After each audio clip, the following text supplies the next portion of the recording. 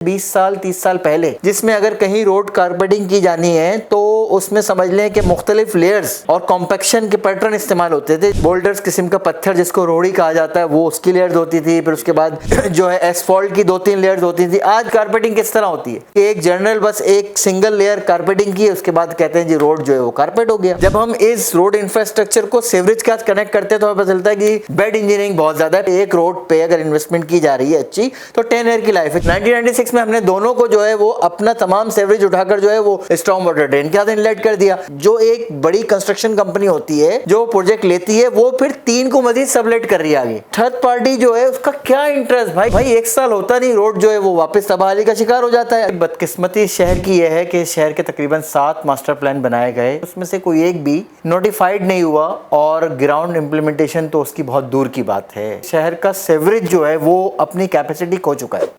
कराची की जो सड़कें हैं वो ऐसी क्यों हैं और आखिर कब तक ऐसी रहेंगी?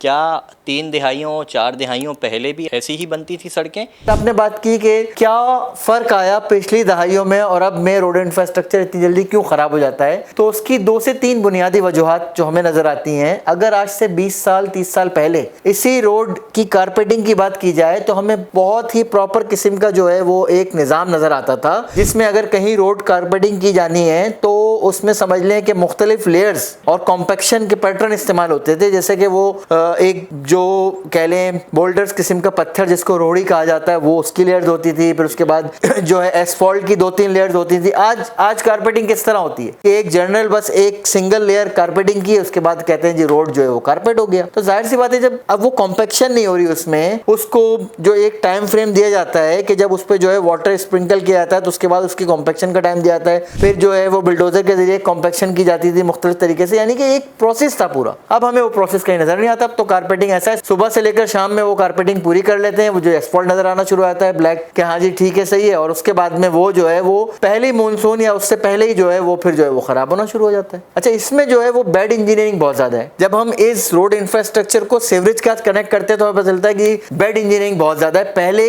इंजीनियरिंग बेहतर थी जिसमें कह लें स्लोप, रोड का स्लोप और रोड की कनेक्टिविटी विद द नियरेस्ट जो आपका वो है स्टॉर्म वाटर ड्रेन उसके साथ कंसीडर की जाती थी। उसकी वजह हमें ये समझ आती है कि अब जितने प्रोजेक्ट है ना, पहली चीज तो इदारों का जो रवैया है इसमें वो ये है कि प्रोजेक्ट बेस होनी है हर चीज। गवर्नमेंट ने एक प्रोजेक्ट जो है वो किसी को आउटसोर्स किया। अब वो जब एक प्रोजेक्ट आउटसोर्स होता है, बेसिकली वो एक प्रोजेक्ट आउटसोर्स है, उसके मुख्तलिफ कंपोनेंट वो जो एक बड़ी कंस्ट्रक्शन कंपनी होती है जो प्रोजेक्ट लेती है वो फिर 3 को मजीद सबलेट कर रही है आगे। अब वो थर्ड पार्टी जो है उसका क्या इंटरेस्ट, भाई इसमें चले वेरी फर्स्ट पार्टी जो है उसका इंटरेस्ट है क्योंकि वो उसने बिड वहां से कॉम्पीट की है, विन की है और उसका, लेकिन वो आगे किसी को काम दे रहा है तो वो उसका क्या इंटरेस्ट है उसमें, वो कल को कैसे अकाउंटेबल होगा। हमारे यहाँ सबसे बड़ा मसला तो ये है कि भाई अगर कोई रोड, देखिए रोड की एक लाइफ होती है ना, 10 ईयर एक लाइफ हम समझे कि भाई एक रोड पे अगर इन्वेस्टमेंट की जा रही है अच्छी तो 10 ईयर की लाइफ है। चले हम कहते हैं बहुत सारी कंडीशंस हैं, फाइनेंस के मसले थे, उसको फाइनेंस का मिल, चले 5 साल की लाइफ है, ठीक है सही है। तो भाई 1 साल होता नहीं रोड जो है वो वापस तबाही का शिकार हो जाता है। अच्छा, अब क्या मसला है कि रोड पे स्लोप इतना अच्छा नहीं है कि जब हैवी प्रेसिपिटेशन होगी तो वो वाटर जो है वो उस पर रुकने के बजाय वो जो है वो ड्रेनेज के साथ कनेक्ट हो जाए, ड्रेनेज की तरफ चला जाए और ड्रेनेज जो है वो इतने वेल कनेक्टेड हो